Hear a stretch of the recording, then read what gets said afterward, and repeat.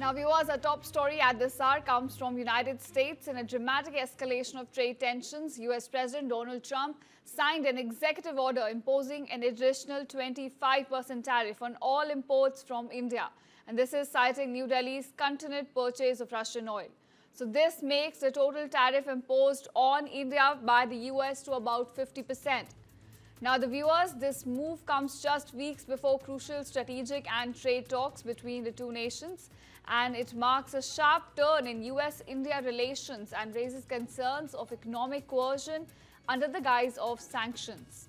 Remember, Trump invoked emergency powers under US law, calling India's Russian oil imports a national security threat, and also warned of broader tariffs on countries engaging in similar trade with Russia. Now, India has also hit back. The MEA has sternly responded to Donald Trump's tariffs.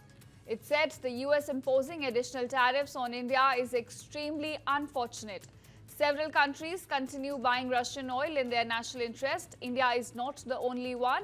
India strongly terms these actions as unfair, unjustified and unreasonable. It also said that India will take necessary steps to protect its national and strategic interests. Now, viewers, amidst the tariff tensions rising with the US, it has been announced that Prime Minister Modi will be visiting China, and this is for the SCO summit on August 31st. Remember, this will be his first visit post the Galwan and sixth in total.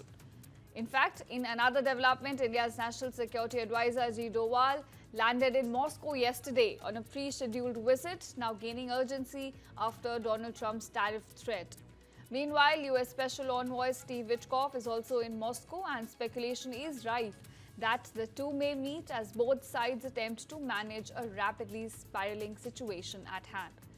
Now, viewers, though Trump has not softened up, friends of India are alarmed by this announcement. In fact, former US Ambassador to UN and fellow Republican leader Nikki Haley, she publicly questioned Donald Trump's stance, and she also wrote on X, and I quote, that India should not be buying oil from Russia, but China, an adversary and the #1 buyer of Russian and Iranian oil, got about a 90-day tariff pause.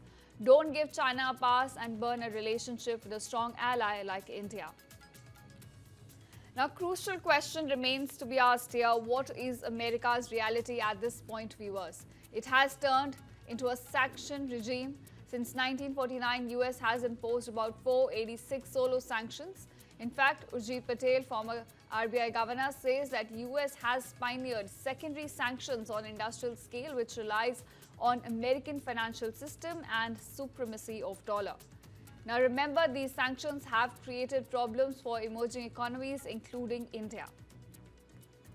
So at this point, what's next? Well, with both India and the US locked in a high-stakes strategic dance, and of course Russia right at the center, the question now is this a pressure tactic before the talks? And also, will strategic ties survive Donald Trump's tariff test? These are the questions that remain to be answered. Let me go, please. Indian officials have said that there are other countries that are buying Russian oil. It's okay. Like China, for instance, It's buys okay. more. Yeah. Why are you singling India out for these additional sanctions? It's only been 8 hours, so let's see what happens over the next. More secondary sanctions you're going to see soon. a lot more. So this is a taste of You're what's going to come. see a lot more. You're Mr. going to see so much secondary sanctions. Yes, ma'am. Sorry. Mr. President, on the India penalties, do you have any similar plans to enact more tariffs on China as it relates Could to their happen. purchases? Could happen. Depends on how we do. Could happen. Mr. President, Brian? This is definitely a pressure point which the White House is pressing to make sure that it gets India to open up its agriculture, because farming is an important constituency for President Trump and for the Republican Party. The farmers are very important.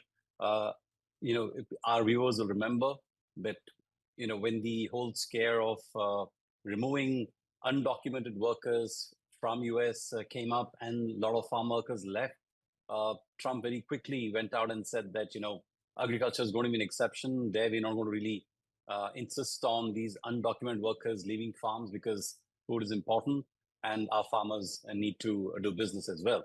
So I think from Trump's perspective, uh, agriculture concession, gaining agriculture concession from India is going to be very important. And, so this is an issue which he wants to push to see if India will yield when an additional pain is inflicted on India in terms of the exports of goods. And I believe this is the understanding of the Federation of Indian Exporters Organization as well, that under Section 232, almost half of India's exports, manufactured exports, is already exempt, and that will remain, so. So we are talking about, let's say, about $40 billion worth of goods getting impacted by this additional duty, so which now becomes 50%. Uh, will this matter to the exporters, those who are impacted? Absolutely. There are garment manufacturers for whom US is maybe 70% of the market. Can they overnight develop other alternative sources of markets? Can they bring down their costs? Absolutely not. There is no retail chain in the US that's going to place an order with an Indian apparel exporter if suddenly there's going to be a 50% hike in the sticker price for these importers. So that's going to be a challenge. But I think what the government could do, the Indian government could do, and this is a very radical idea, which I'm going to, propose, is that maybe help certain exporters with us, especially to protect the employees, the people who are working in these industries, labor-intensive industries, maybe initiate some sort of a direct benefits transfer scheme for a limited period, let's say for a year or a year and a half, which gives them, the exporters, enough time to maybe start developing alternative markets and transition and reduce their dependence on the US. So now let us say out of $40 billion, we're talking about a wage bill being 10 or 15%. So at the most, we're talking about $4 to $6 billion of direct benefits transfer to these people. So 4 to 6 billion is actually not too much money. It's about 60,000 crore rupees compared to the 6 lakh crore that India spends on DBT. So this could be one way in which the Indian government helps our exporters deal with this shock from the American government. And this would probably help some of these exporters develop alternative sources as well. India's Prime Minister's efforts in the last couple of years, starting from Narasimha Rao to Atal Bihari Vajpayee, and look at what's transpired in the course of last 1 week. First, we saw Donald Trump announcing a 25% tariff on Indian exports. Later, in a couple of hours from there, Donald Trump says there's going to be a penalty on India for some sort of relationship that it has with Russia, calling both the economies dead economies. And that's where it all started. And then from there, it's now ballooned to an all-out adversary that Donald Trump is making of India. A 50% tariff, if you are to count the 25% levy or tariff announced earlier, top it up with 25% penalty for continuing trade with Russia. Now, we've tried to break down some numbers. Remember, India-US ties, the relationship between the two countries, they are the biggest, US is the biggest partner for India, a trade relationship of $180 billion. India exports about $80 billion to the United States market. Now, what sectors are going to be most impacted? For the benefit of our viewers, of the 80 billion, 8 billion is only pharmaceuticals. So that sector is likely to be worst impacted if it falls under that 50% tariff bracket. And then on comes the textile sector, the auto parts sector, gems and jewelry. So various sectors that are likely to be impacted. Now, I was speaking to a lot of experts earlier today, and they are of the belief that about 30 to 40 billion dollars is what India stands to lose. When Prime Minister Modi had visited Washington in February, then both sides had set a target of $500 billion in trade to be achieved by 2030. Now, that will necessitate increased exports from India to the United States and also increased exports from the United States to India. Trump is a businessman. He is using tough bargaining tactics because you don't reach results which you want without bargaining. He's bargaining and he's being tough. We have to be realistic. There are many things that he wants us to do, and there are some which we just can't do. I think your as expert Shweta pointed out, that some of these concessions would impact the lives of farmers. But there are many other things which we can do. For instance, the United States wants to increase exports of corn, soya bean, and nuts to India. We are big importers of all these things. We are importing corn from Argentina and Brazil. We are also importing soya beans in huge quantities because our domestic requirements are much, much more than our production. So we have to see what we can do to go a step forward in meeting US demands, because otherwise things will escalate. Diplomacy is about de escalation. We have to try and de escalate tensions. We have to try and work towards a trade deal. Now, for we are going to import oil from a number of countries. The whole point is to be able to bargain, set a price, and buy from the United States also.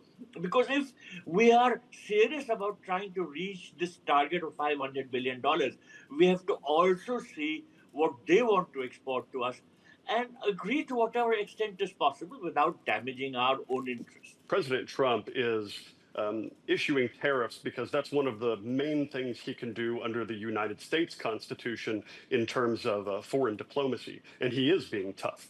But when it comes to these tariffs, it's happening on a global stage with numerous countries. And we have, India is an ally in almost every respect. China is not.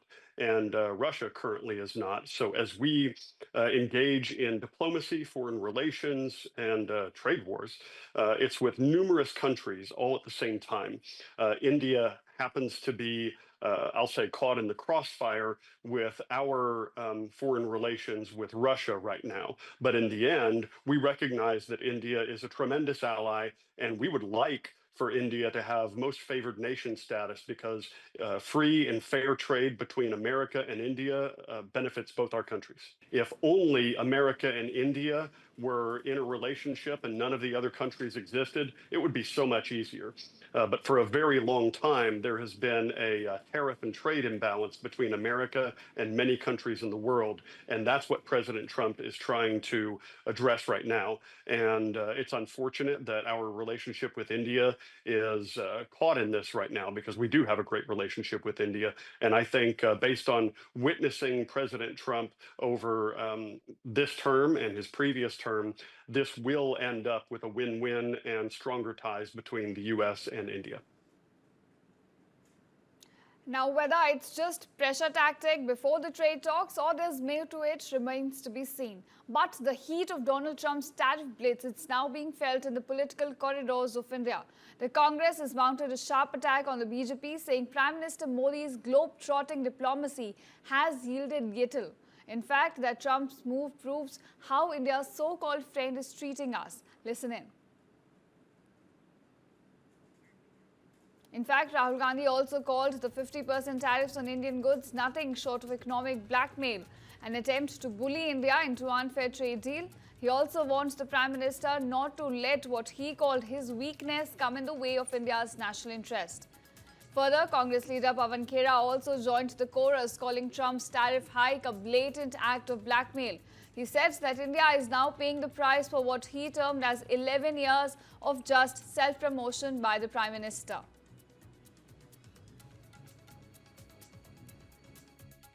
It is pure and simple blackmail by America. Having said that, it's surprising that we've reached this spot where we can be bullied around by a superpower.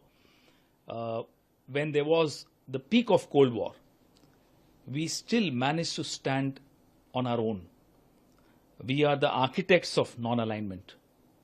We did not tilt towards anyone and got the best from everyone. Having said that, over the last 11 years, what we have seen, the track record of our foreign policy, the track record of our diplomacy, the track record of our Prime Minister's own initiatives abroad, the diaspora events, and so on and so forth, everything was targeted at highlighting the Prime Minister, projecting the Prime Minister and his personal image, not the country's interests. Here we are paying a price for 11 years of self-projection at the expense of the country. Now, viewers, the opposition's message is very clear at this point. When push comes to shove, India's so-called friendship with Trump is being tested, and according to them, it's not going well. India has firmly rejected Donald Trump's tariff hike. In fact, we have gone to the extent of saying that its energy policy is a matter of sovereignty and necessity both, and taking steps to support exporters whilst we continue to have engagement with the US through diplomatic channels has been our stand. Mr. S. Jayashankar has also issued a firm, reasoned response arguing that Indian oil markets and rather Indian oil imports from Russia are a result of market necessity. We have defended India's right to pursue our own policy, and we have also called out Western hypocrisy and reaffirmed that India's strategic independence is of paramount importance. So I'm sure that the NDA under the leadership of Prime Minister Modi will be able to convince Donald Trump when it comes to the tariff hike, because this is a matter of our own sovereignty, our own safety, security in the days to come. Between Donald Trump and Mr. Modi was supposed to be extremely deep, and it was supposed to be beneficial for the country. What did they say? MAGA plus MEGA equals mega. What did that slogan mean? That means mega tariffs for the Indians. It is going to hurt not only the country but even the state of Karnataka. That is something that now the Prime Minister and the Commerce Minister should answer to the people of India. Why this sort of treatment is being given to a progressive state like India. Donald Trump पूरे दुनिया के जो सरपंच बने फिर रहे हैं, वो हमारे भारत देश के प्रति द्वेष की भावना रख रहे हैं, क्योंकि हम उनके सामने झुकने को तैयार नहीं है। तो वो क्या कर रहे हैं, हमारे देश पर टैरिफ लगा रहे हैं। पहले 25% की घोषणा की 1 तारीख से, और आज 6 तारीख पर उन्होंने 25% अतिरिक्त लगा दिया, ये कह के कि हम रसिया से ईंधन और तेल खरीदते हैं। अरे मिस्टर ट्रंप, हम कोई गुलाम देश नहीं है, 100 साल पुराने देश नहीं है, ये नया भारत है। जिससे मन होगा उससे तेल खरीदेंगे, जिससे मन होगा उससे व्यापार करेंगे। आप क्यों सरपंच बन रहे हैं? और नरेंद्र मोदी जी, ये कैसी दोस्ती है? ये आपके दुश्मन होते तो शायद 25% ही टैरिफ लगाते। ये आपके दोस्त बने फिर रहे हैं। I don't think that's particularly good news for us, but obviously if that takes our total tariffs to 50%, then that's going to make our goods unaffordable to a lot of people in America. And in particularly when you're looking at these percentages, you have to compare them with the tariffs being levied on some of our competitors. And I'm afraid if you look at people like Vietnam, Indonesia, Philippines, even Bangladesh and Pakistan have lower tariffs than us, then ultimately people will not be buying goods from us in America if they can buy them cheaper elsewhere. So that's not very good for our exports to America. This means we need to very seriously diversify to other countries and other markets which may be interested in what we have to offer. We now have an FTA with the UK, we are talking to the EU. There are many countries in which hopefully we would be able to, but in the short term it is definitely a blow. I don't think we can sugarcoat it. But there is unfortunately a certain double standard involved.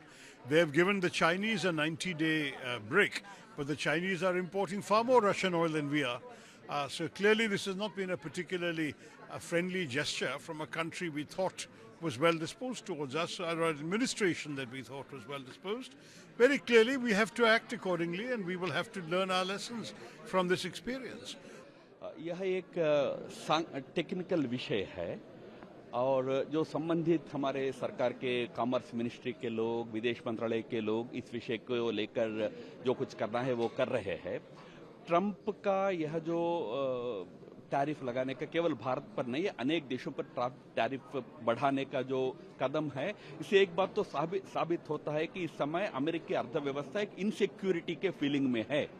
तो उस insecurity के feeling के चलते Trump जिस प्रकार के कदम उठा रहे हैं, उसके कारण दुनिया में कुछ उथल पुथल होना स्वाभाविक है। उसको मैच्योरिटी से हैंडल करना पड़ेगा। वही हमारा अर्थव्यवस्था, अमेरिकी अर्थव्यवस्था और दुनिया की अर्थव्यवस्था के हित में है। इसलिए इसको विशेषज्ञों को छोड़े, सरकार को छोड़े, सरकार सही कदम उठाएगी। हर व्यक्ति उस पर अपना टिप्पणी देने की जरूरत नहीं है। I think he is continuing on this irrational path, and this is driven by a certain kind of a personal antagonism. more than any reasonable negotiation, discussion, or policy.